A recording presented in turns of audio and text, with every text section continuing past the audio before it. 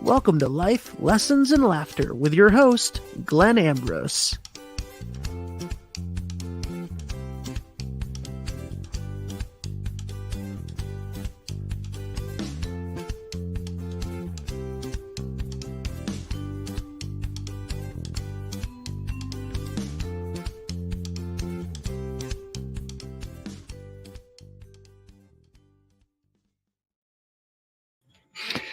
Hey, welcome to Life, Lessons, and Laughter with yours truly.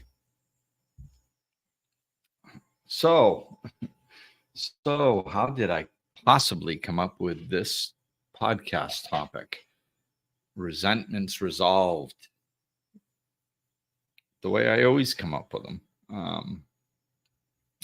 Patterns. Well, not always, but yeah, it's, I often see patterns when I'm working with clients. I work with clients 2 weeks a month, so it's not every week.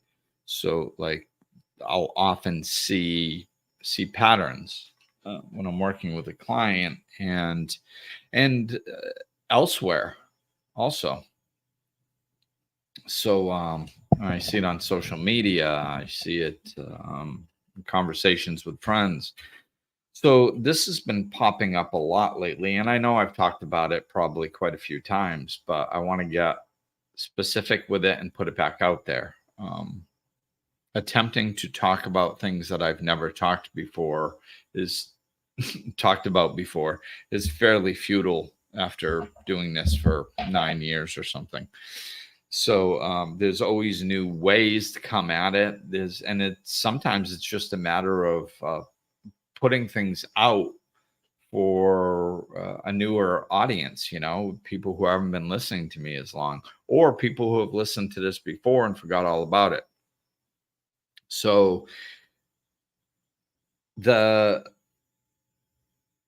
I'm talking about what the theme that keeps coming up lately, the pattern that I'm seeing is people are having difficulty letting go of resentments. So a lot of times, they'll talk about, I think I saw a post that recently that it comes in waves, these hurt feelings from the past come in waves, and the anger will get triggered in waves, not in waves, excuse me. But the resentment will get triggered because of circumstances. And a lot of times people are trying to let go. Geez, I don't know why I can't let go of this. I don't know why I can't get beyond this. I don't know why I can't move on from this. Just when I think I'm over it, it comes back up and pisses me off.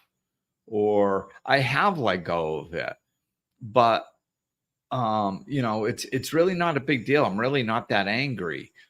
But then somebody says something, I see that person, or I talk to that person, and then it pisses me off again.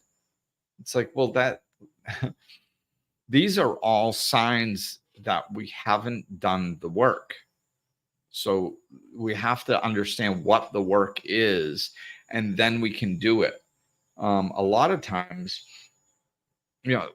one of the big roadblocks to this is people think that self-knowledge is the answer.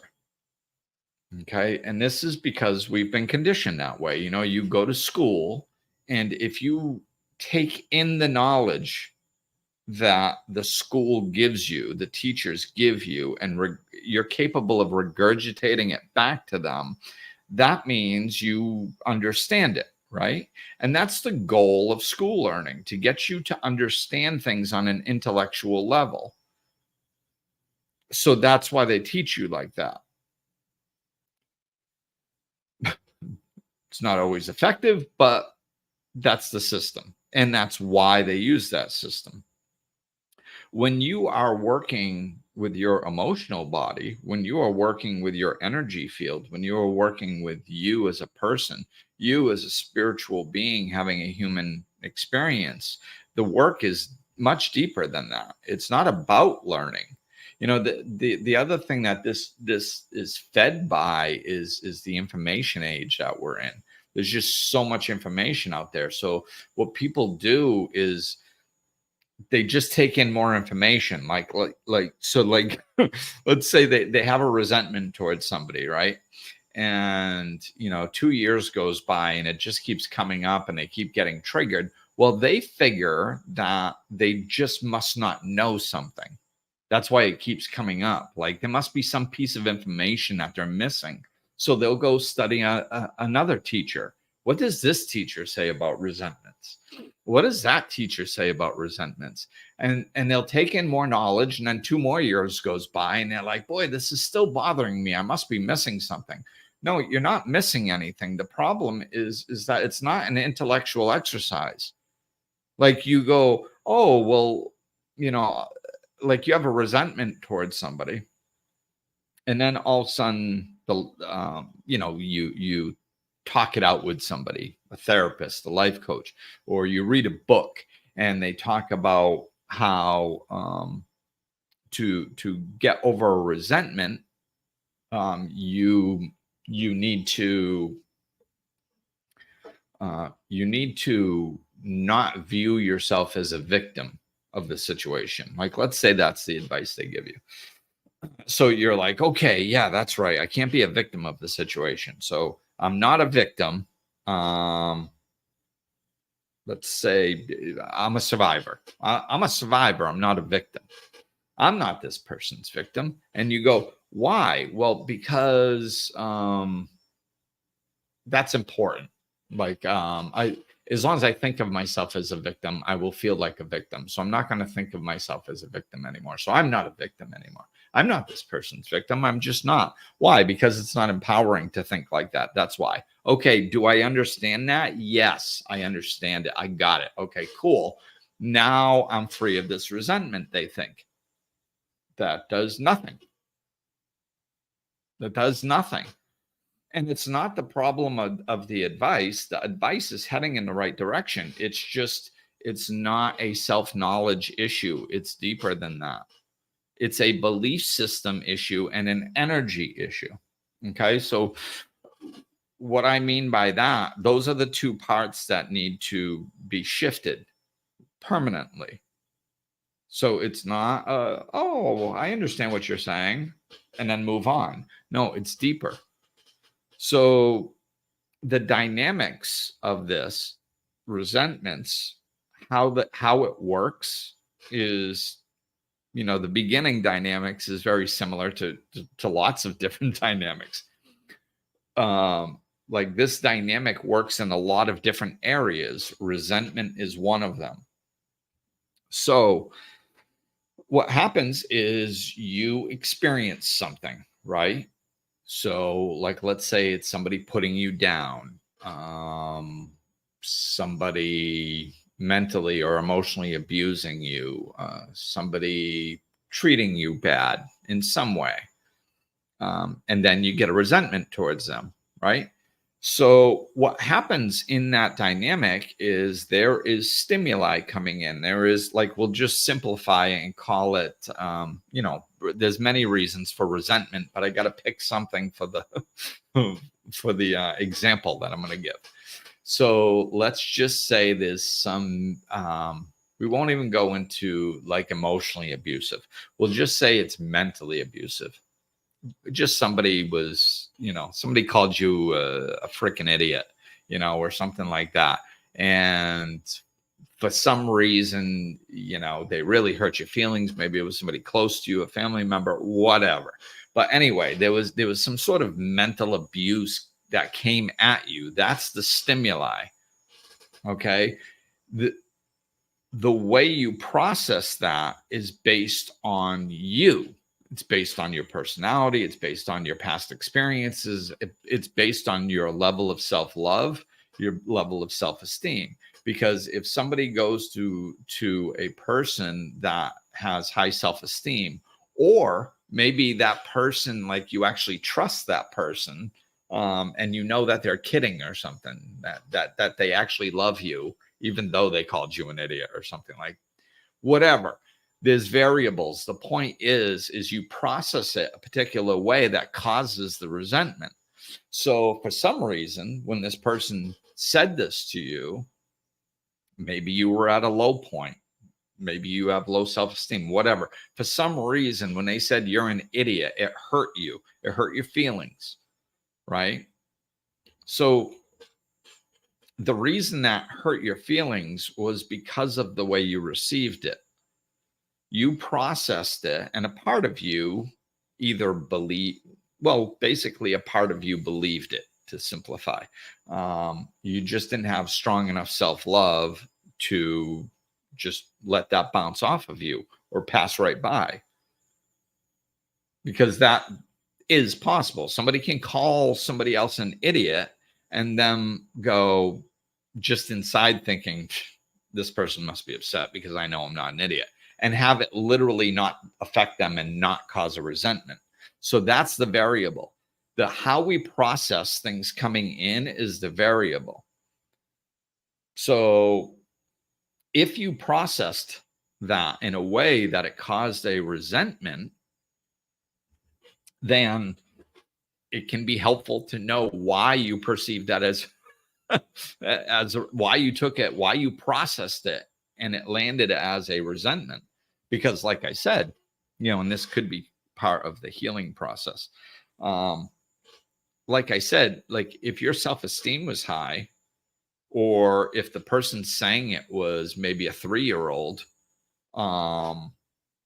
you probably wouldn't have taken it seriously, and it wouldn't have formed a resentment, and wouldn't have been that big of a deal. So see, we have to empower ourselves. The solution is always to empower ourselves. So, but I'll finish up with the dynamic, because there's only 2 parts to it. So the stimuli came in, somebody called you an idiot or whatever, and you processed it as a resentment for one reason or another.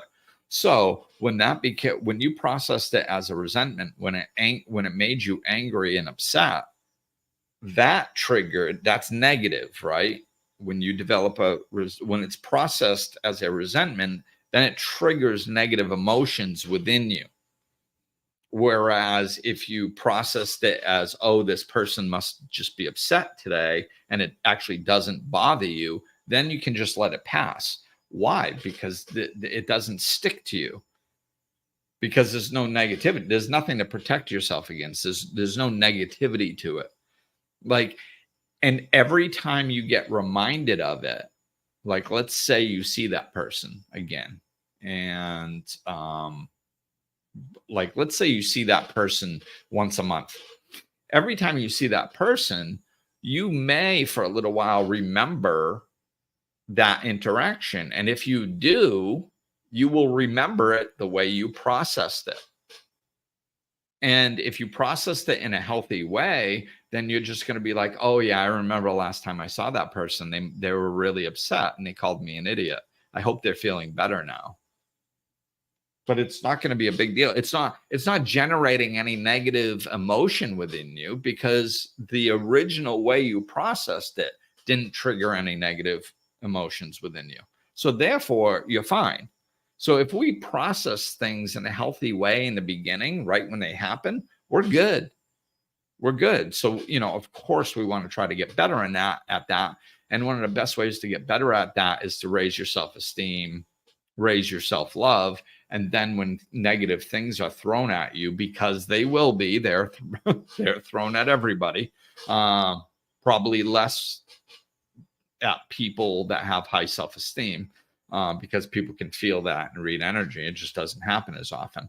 But when it does, it's going to go pass right by, because you're not going to take it seriously, because you know who you are, and you love yourself, and you have high self-esteem. So you're not going to let the fact that somebody else is upset at this particular moment generate a bunch of negative feelings inside of you. Right? So, but So the dynamic is it triggers that negative emotion. So there's two parts that we need to heal if we're going to get on the other side of this. And until you heal these two parts, you're never going to let it go, ever. You will hang on to resentments until the day you die if you don't heal the two parts. You could stuff it and pretend it's not there. You can rationalize why this person's a jerk and you didn't want them in your life anyway and try to avoid them. There's this, but the fact is if you do not shift your belief system about how it was processed, that's triggering the negative emotion, and release the negative emotion, you're going to be carrying this around forever. And it's going to get triggered every time you probably see them, every time you hear their voice, every time you hear their name. It'll be triggered sometimes when you hear somebody else that has the same name or somebody else talking about them, or if somebody else calls you an idiot or any other name, it can bring back the feelings from that particular incident. So how do we do this? How do we do it? There's two parts. How do we reframe the belief system that was originally set in place when we processed the event?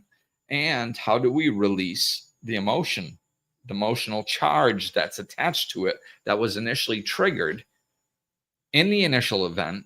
And every time we thought about it, every time you think about it, every time it gets triggered again, every time it gets brought up again, you're creating more energy on top of that. Because your body doesn't know the difference between whether you're thinking about something or whether you're experiencing something. Like, they've proven this. Like, your body reacts the same stress hormones are released, the whole nine. So like, if you're thinking about something, that's why your heart rate gets up and you get all jacked up. If you keep thinking about it and keep ruminating about it, your body physically goes into a stress response like it's actually experiencing it.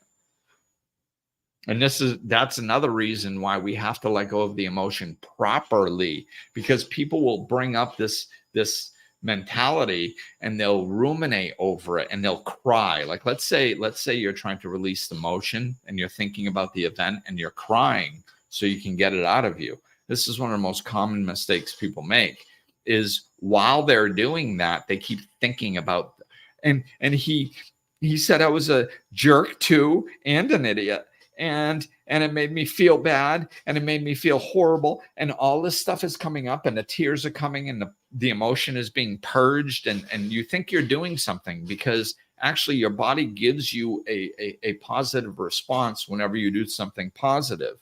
And allowing yourself to feel the emotions so they go is positive. The little piece that most people don't know is that if you are thinking about the scenario over and over while you're crying, while you're releasing the emotion, you're just creating another batch of emotion, because your body doesn't know that you're just thinking about it. It thinks you're experiencing it again.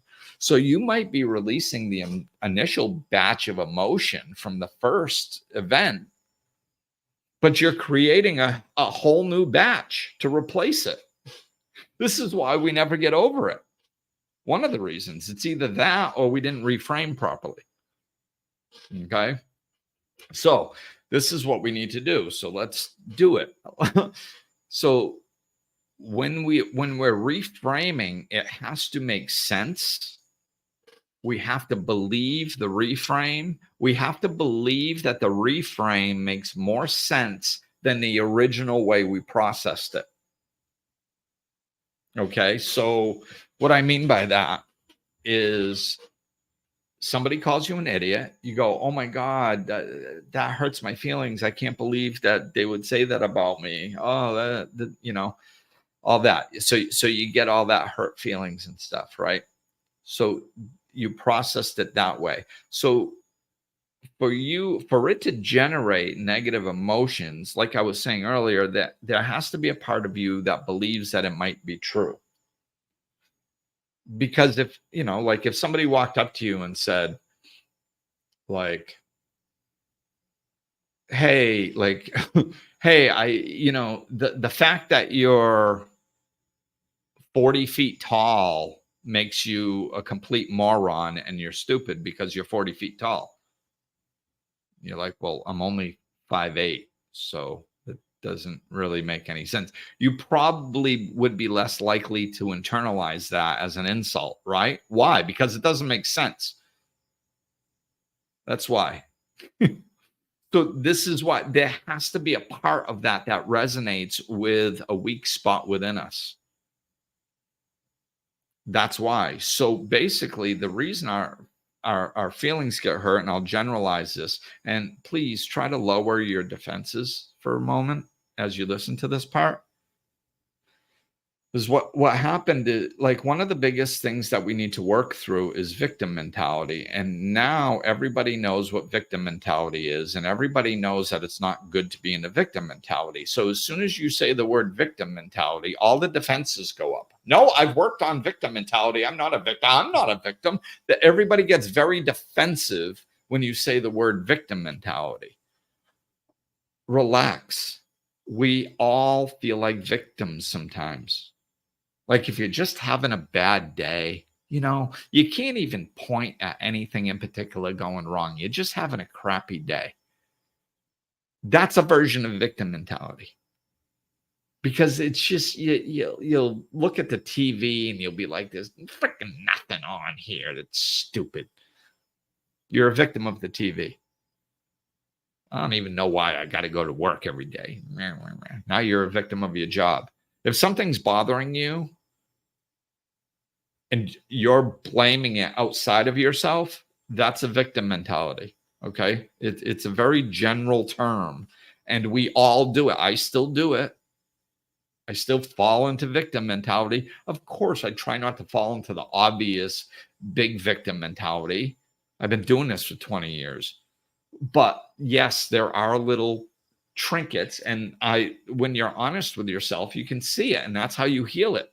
So don't put up the wall and get defensive. It's okay. We all do it sometimes, and there's many, many, many different versions of the victim mentality. It's a broad concept. So, and it's helpful to understand that, because then you can recognize it quicker and then you can heal it quicker, and that's what we're doing here. We're trying to help. We're not trying to put you down or call you a victim. We're trying to get to the truth so we can solve it. Okay. So there's a part of you that feels like you are their victim. They did something to you. In this particular case, they called you an idiot. That's not nice. They're not nice, and they were not nice to you, at you, towards you. They did it to you. They said those words to you. Do you see? That's victim. I am their victim. Otherwise, why would you be upset? Like, you wouldn't. You wouldn't be upset unless you were their victim in some sort of way, shape, or form. So it's a version of victim mentality. It doesn't mean, so maybe this will help clarify. It doesn't mean that what they said was right. Maybe that's why people, maybe I'm having an epiphany right now. Maybe this is why people get so defensive about the victim mentality. Maybe they think I'm saying that, like, if you're in the victim mentality, then the other person didn't do anything wrong. Maybe that's what people think. Well, just for the record, that's not what I'm saying. Some people shouldn't walk around calling other people idiots. Okay. Just for the record. So I don't think that this person was right. All I'm trying to do is help you heal. That's it. I don't really care about that other person. Why? Because I'm not working with them. If they come to me for life coaching, then I'll start pointing out why they shouldn't walk around calling people idiots. But that person I'm not really worried about, because quite frankly, if they're running around calling people idiots, they're probably not doing any work on themselves. So they're probably stuck. They're probably incapable of healing themselves the way they need to. So I'm going to focus on the people listening to the podcast, because they are doing the work on themselves. So you can heal. Don't worry about them. You just take care of you. That's all you have control of anyway. So when you reshape this, reframe this, you have to not be a victim of it. So, there's many different ways to do this in many different situations, but the easiest way to explain it is to say that if you're going from victim, you want to go to victor, or if you're coming from victim, you want to go to survivor. If you're coming from victim, you want to go to empowerment, because victim is a form of disempowerment. So you want to go towards empowerment, right? That's the energy shift that we're trying to occur. We're trying to make occur in this situation. So we're shifting the energy that's attached to the situation. Because, like I said, remember before at the beginning, the stimuli came in, they said something, you processed it a particular way that generated negative emotions. So we need to find a way to process the same situation in a way that doesn't generate the negative emotions. So, and it has to make sense. So, okay, so what's more likely that, now, usually when somebody calls somebody else an idiot, they're upset about something, right? Usually people aren't like going, hey, I really enjoyed having lunch with you. This is great conversation. By the way, you're an idiot, right? That's not usually how it happens. Usually the person saying it is upset about something, right? So is it more likely that you actually are an idiot and like you should judge yourself and feel bad about that and crawl under a rock or something? Or is it more likely that this person was having a bad day and perhaps, just perhaps, that they were taking out their negative emotions on you? And it actually had nothing to do with you. Even if they pointed the finger and said, you are an idiot, even if they used your name, that doesn't mean it's about you. You know yourself. And an idiot is a derogatory term, right? It's not like when somebody says you're an idiot, that doesn't usually mean they go, geez, I feel that my IQ is at least 10 to 14 points higher than this person, and therefore they are less intelligent than me, then therefore they are an idiot, and therefore I must insult them. Like that's not usually how it happens, right? Idiot is a slang negative derogatory term. So it's just like calling somebody a jerk or whatever.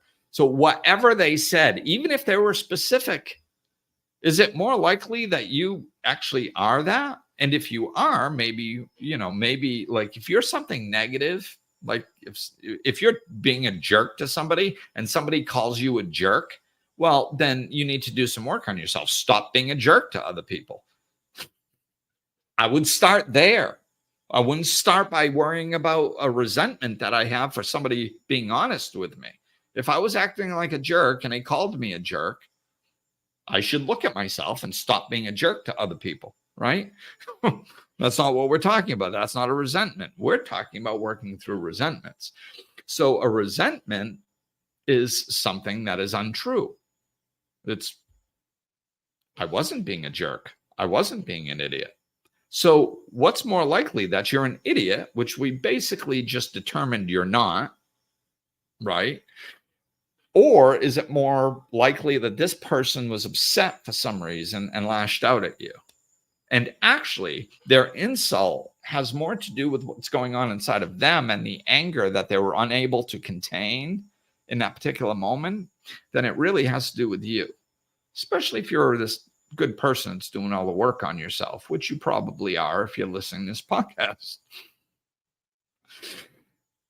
What's more likely?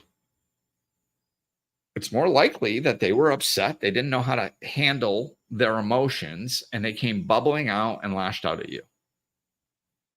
Is that a reasonable conclusion to come to? I would have to say yes in most situations. And of course, this is sometimes people ask me for specifics, and it's like, well, it's a podcast. Like, how, I'm getting as specific as I possibly can. But like sometimes this reframing, like, I mean, I've gotten very good at it over the years with myself and working with other people. So if you need some help reframing, let me know. But you get better and better at it the more you do it. It kind of becomes second nature. You can do it very easily, very quickly. So, but you can reframe anything that you have a resentment towards, you can reframe it, So this is another piece that's important with the reframing. Reframing something is not letting the other person off the hook. It's the same as forgiveness. It's not about them. It's not about saying what they did was okay. It's about you letting go of their throat. It's about you stopping the energy, the negative energy from inside of you. It's usually just going inside of you. You think you're sending it at them, but you're not, because they can't feel it. Like if somebody's going to feel bad about something that they did, it's going to be because they feel bad about something that they did through self-reflection. It is never going to be because you're upset with them. It's not how it works. So, like Buddhists have a great philosophy on this. I believe both of these are Buddhist. That they say it's like drinking poison, expecting the other person to die, or picking up a hot rock intending to throw it at another person. You just burn your own hand. So this is the same thing. It's forgiveness is just about, or reframing the resentment. It's not about letting them off the hook. It's about letting you off the hook and clearing out this energy that you're walking around with that's wrecking your life. Because every time you think of them, you get upset and send all these stress hormones through your body and toxicity and wreck your day and all that. You're experiencing that stuff. That's why you forgive. That's why you work through resentments, not for the other person. And as far as the other person, that's what boundaries are for. I've done podcasts on boundaries. That's the accountability aspect of it. Like forgiving somebody or reframing a resentment doesn't mean that you have to expose yourself to more of the same. Those are two different things. That's about boundary setting. If somebody's negative, if they behave in a way that is not okay, then you need to set boundaries with them. You need to teach them how to treat you. You cannot allow that. Your life and your energy is your responsibility. You can't allow other people to treat you poorly. And if you think that you do, please definitely reach out, because you don't. So that's a whole boundary topic and all that stuff. Some people you have to exit them out of your life. Some people you just need to teach them how to treat you, whatever the appropriate boundary is in that situation, so be it. That's the accountability piece. You're not, when you forgive or let go of a resentment, it's not so that you expose yourself to more of the same. Absolutely not. That's a boundary. So back to the reframing. If you're sitting there reframing this particular issue, and it's like, okay, they said that they must have been having a bad day. It wasn't about me. I'll throw one other thing out there just because it's got a little different energetic angle to it. So another big cause of resentment, like I will use a childhood experience for this example. I'm not going to go too deep, but because childhood examples, like children, unfortunately, are exposed to negative adult behavior in various ways, and of course there's obvious ways such as sexual abuse and things like that, but there's also less obvious ways of like children not being heard and all that kinds of stuff. So like, so sometimes when you're technically a victim of somebody else in a situation, whether you're a child or an adult, I'm just using the child as the example for now. But when you're an actual victim of somebody, like, one way that you can get to the reframe is that once it's over, and you learn, you like teach yourself to set boundaries, and you look into things that you can do to strengthen yourself and prevent things like this from happening in the future, and your self-love rises and your self-esteem rises, then you are a survivor. You're not a victim.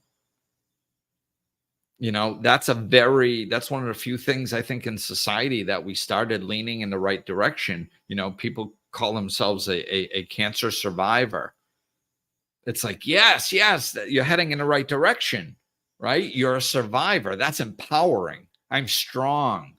Mental emotional abuse as a child, like, most people, like, we don't get strong by not experiencing any difficulties. I'm sorry, we just don't. We don't get stronger with just living a peaceful life, and nobody has those. There's like 3 people on the planet that have had an easy life, and they're about as deep as a puddle. Like, you can't even talk to them, you know, because they don't understand anything. Like, most of us have gone through difficulty. So when you go through difficulty, it's, we think like children, like parents, we do this. Oh, I'm going to protect my child. Oh my God, they experience sadness, or that, oh my God, they saw their parents fighting. Oh my God, they saw this. Oh my God, like, it's okay. They're going to get exposed to negativity in life anyway. They need to learn how to handle it. I'm not saying argue in front of your child all the time, or expose them to stuff purposely. I'm saying when it does bubble over and they happen to see something, it's okay. You're not a bad parent. you know so we have this on. The reason I'm saying this is because we have this unconscious belief that we're like, everything's supposed to go smoothly all the time, and then when difficulties arise, there must be something wrong with the world, the universe, the flow of life, people in general, or something else. No, this is life. This is life. We all experience difficulties. So if you experience difficulty and you use that difficulty to strengthen you and to learn how to have a healthy, strong outlook in life, and how not to be a victim in the future, and all that stuff, then you are stronger because of it. You are a survivor. You're using it to empower you instead of to disempower you. And that is what we're looking for in the reframe. We're going from disempowerment to empowerment. Okay. So that's why we want to be so, and it has to make sense. You can't sit there and be like, oh, well, I was abused as a child and I'm going to be strong now. So there. No, you got to go deeper than that. And if there are, when you're sitting there reframing, and I go, okay, I was a victim of some mental and emotional abuse. And I go, okay, well, my reframe is that their opinion of me no longer matters. I have set up boundaries where they can no longer do that to me. And so I grew through that experience, and I am stronger because of it. And now I know that I'm never going to allow that to happen again. So if anything, maybe I should be thanking this person. Yeah. And yes, you can actually get to that place. Not necessarily to run over there and thank them, but to feel gratitude for that experience that person gave you. You can actually get there. So like, let's say you're trying to do that reframe, and you're feeling into your body, because this is going deeper than the intellectual. You have to feel into your body. And when you go, that experience actually empowered me, and now I'm a better person because of it. If you say that, and you're paying attention to how your body feels, if you say, and when you're first learning how to do this, like I can feel stuff right away, but you might have to say it a few times and go deeper each time. Do I really feel like I'm empowered because of this? Do I really, really feel like I'm empowered because of that experience? Like, if you really go in deep and feel, like, there'll be this little twinge of energy if you don't actually believe it.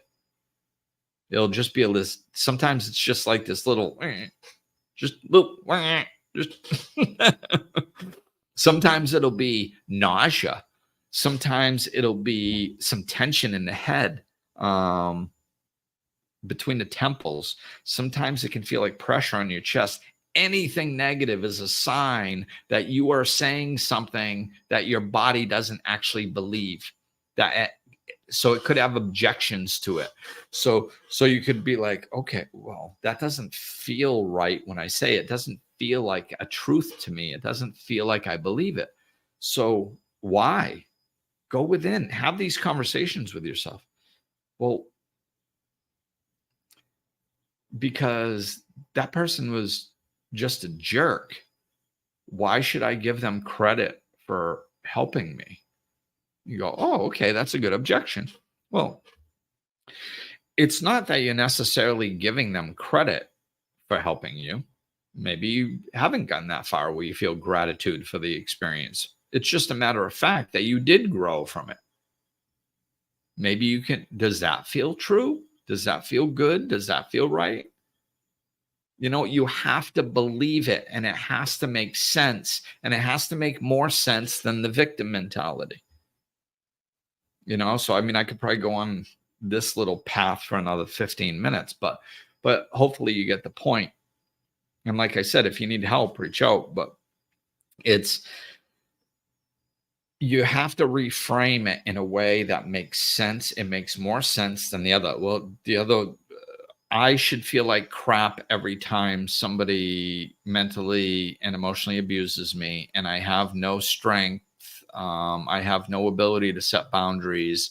I'm at the whim and a victim to anybody that has a big mouth.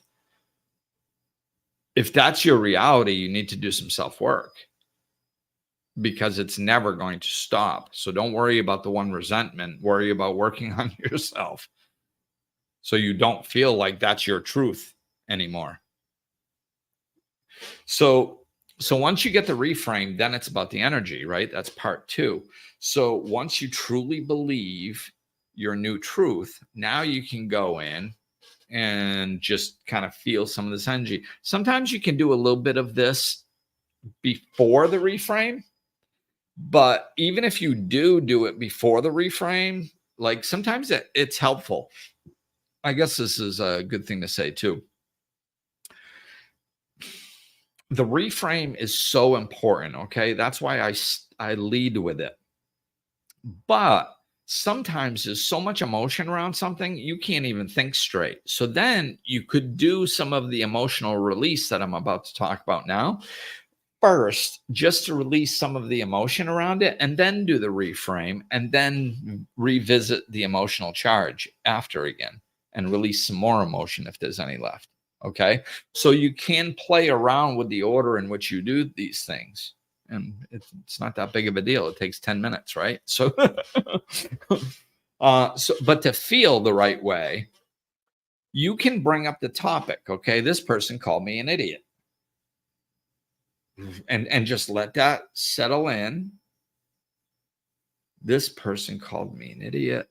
The emotional, remember how I felt when that person called me an idiot? Whatever you need to do. Oh, yeah. Back when I believed that, it hurt. It made me feel bad about myself. Okay, then let go of the story. You have to let go of the story then. Because if you keep replaying the story, problem. It's going to just regenerate another batch of emotion, like I was talking about earlier. So you let go of that story. You got to give your brain something else to do, because you can't tell your brain, don't think about the story. That's like saying, don't think of the color red. It's just going to think of the color of the story. So give it another job. That other job can just be to be a witness, to be the observer of the physical sensations that you're feeling. So you can be like, oh, that really hurt my feelings. Okay, let go of the story. Okay, where do I feel this? Oh, I feel it. I feel it in my temples. And I'll just do a little bit. Like I'm going to release as I'm talking to you guys. I don't know what I'm releasing about, but there's always at least a little trapped energy in there to go. So I can actually I could feel it in my temples when I said that a moment ago. And then now it's starting to go down the back of my neck just slightly. I got to pay close attention to feel it. And it's going down both sides of my neck and into my traps here, which is interesting. It doesn't do that often. Yeah, whatever I'm releasing. And sometimes, just for the record, it doesn't really matter sometimes. Like if you're working on a particular issue, of course you want to you'll release energy attached to that particular issue. Right now I'm just releasing just general trapped energy. I have no idea what it's attached to. But whatever it was, it seemed to really embed itself right back here. So isn't that interesting? Wow. Oh yeah. Everything's dropping down. Now that's kind of like I was saying, that I guess this really settled in there. A lot of times I'll feel it in my chest, pressure. Sometimes it goes into my stomach. I'll feel just a slight tinge of nausea, whatever. And you just you're the observer. Wow, isn't that interesting? You might even be able to recognize what type of energy it is. You could be like, wow, this is sadness, or this is anger, or this is frustration. Isn't that interesting? The way sadness or frustration manifests itself in my body is a physical sensation of tightness in my chest or pressure in my temples, and then it can start as one thing and then shift to another area of the body midstream. Isn't that interesting? Oh, I guess I store my body can store sadness in multiple spots from one incident. Isn't that interesting? So you're not judging it. It's just, and your emotions can't hurt you. Only your reactions to your emotions can hurt you. So you're safe. Sometimes your breathing can get really labored. So just remind yourself to breathe. That's basically the only other thing that I do. Okay, breathe. You're okay. I might tell myself that I'm okay if it starts feeling like it's getting overwhelming. Breathe. You're okay. Your emotions can't hurt you. Okay. And that is how you release emotion without creating a new batch. Okay. So it's those two things. Once you do those two things, then you don't have to try letting go of anything, because there's nothing to let go of. You're empowered. You have an empowered outlook. The energy the charge that was attached to that incident called energy was released. It's gone. Because that's what its job was. Like, that's what emotion's job is. Emotion's job is to capture our attention and say, hey, this could be something important. This isn't like you went to grab a fork and grabbed a spoon on accident.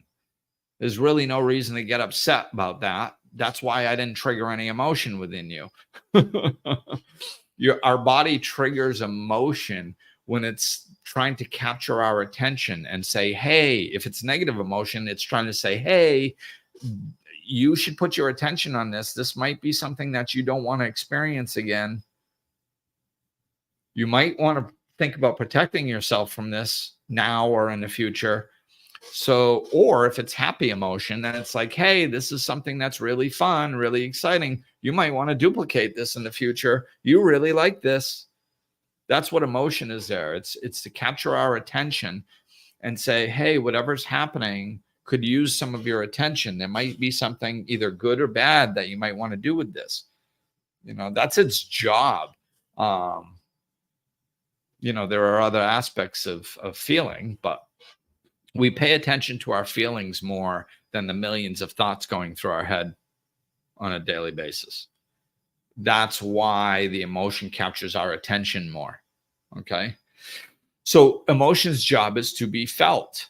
We generally do not allow ourselves to feel it, or we carry around a resentment mentality that keeps triggering it and creating new batches of it. Right. So, if we allow ourselves to feel it, then it just transmutes into a different form of energy. It goes, it's gone. So, that's what we need to do. We need to feel allow ourselves to feel the emotion so that it just goes without replacing it with a new batch. And then the mindset, if it's a healthy mindset, then it's never going to trigger those negative emotions again, because we have a mindset that doesn't trigger negative emotions. Okay. This is how you can move on with your life. This is how you can fully transcend stuff and have it never be an issue again. And this is how we're supposed to be living. We don't need to go talk to a therapist for 20, 30 years about the same freaking topic. You release a little bit of emotion and a little bit of trapped energy, so you feel a little bit better when you walk out. But then every time you think about it, it creates another batch. And then you go talk about it again. And you do that for 20 years. Like we need to transcend our issues, man. We're here to live a happy, successful, productive, fun life. We're not here to be just accruing resentments year after year and never being able to get rid of them. We need to get rid of them, transcend them. So if anything just keeps popping up and you just can't seem to shake it, you can't seem to let it go. I don't know why this keeps coming to me. I don't know why I can't just let it go. It's because you haven't done this. That's the dynamics of this. This is what you need to do to transcend this stuff fully. This is why, like, I talk about my past, and I was an alcoholic for 20 years. So, like, after I went through the steps initially, which woke me up spiritually and blew me open so I could understand everything, it was all about that 20 years of being an alcoholic. Well, and even my childhood, because that's the stuff that I dealt with when I was going through the steps. The steps actually is one of the things that walks you through this. Okay. Like, you deal with your resentments. This is I learned how to do it this way, which I think is more effective and more specific and a deeper understanding throughout these last 20 years. But I did this originally with my resentments when I went through the steps. And people often, some people still notice it even to this day. I'll be talking about my past and they'll be like, you can just talk about like really messed up stuff that you did, or like really painful stuff. It seems really painful from your childhood. And you just talk about it so matter of factly. Like, how do you do that? Well, it's because I've done all this work. That's why. Like, so I can talk about, how difficult it was being a child, just being just told that I was bad by everybody in society on a daily basis for 14 years growing up, and how that hurt me and messed with my head and all this stuff. And it's just matter of fact. Like, it just, that's how it was. It doesn't hurt me now. I don't think back that and go, oh my God, and experience this heartache. No, man, that's gone. It doesn't affect me in the least. It's a factual experience that I'm talking about to help teach other people. It doesn't hurt me because I've done this process, and everything is supposed to be like that. And it can. All right. So I think that was pretty detailed and in depth. Hopefully it gives you what you need to work through this stuff, So, all right. Thank you guys for listening, and best wishes with this stuff. And yeah, I think that'll do it for now. So, peace.